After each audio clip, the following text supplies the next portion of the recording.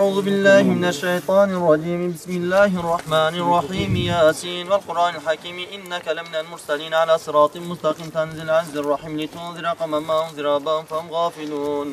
إنا جعلنا في أعناقهم أغلالا فهي للأذقان فهم مقمحون وجعلنا من بين أيديهم سدا ومن خلفهم سدا فغشيناهم فهم لا يبصرون.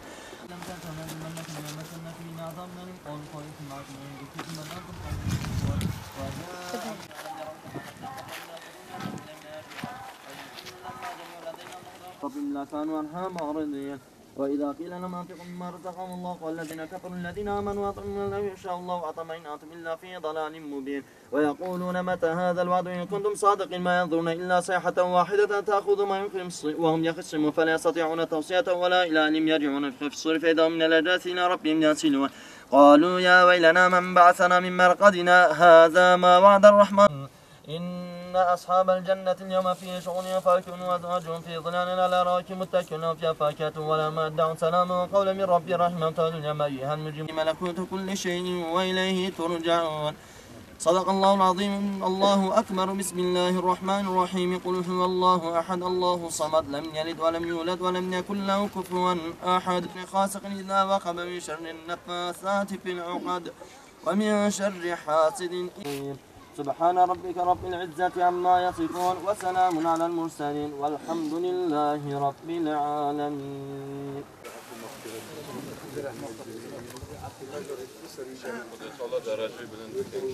Bildiğiniz üzere 2014'ün 26 Aralık'ından geceden başlayan ve 27 Aralık gününe rast gelen dönemde Cizre'deki Hüdaparlı üyelerimize yönelik mürtetler tarafından karanlık yapılarca saldırılar oldu. Bu saldırılarda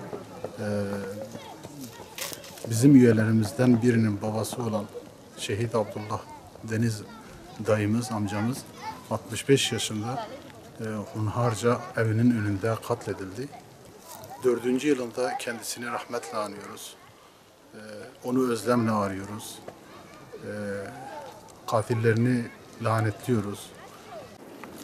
قالوا ما أنتم إلا بشر مثلنا وما أنزل الرحمن من شيء أنتم لا تكسبون قالوا ربنا يعلم إني إذا لفي ضلال مبين آمنت بربكم فاسمعوا قيل ادخلوا الجنة قال يا ليت قومي يعلموا بما غفر لي ربي وإلى صيحة واحدة فإذا هم جميعا لدينا محضرون اليوم لا تظلم نفس شيئا وخلاق العليم إنما أمره إذا أراد شيئا يقول له كن فيكون فسبحان الله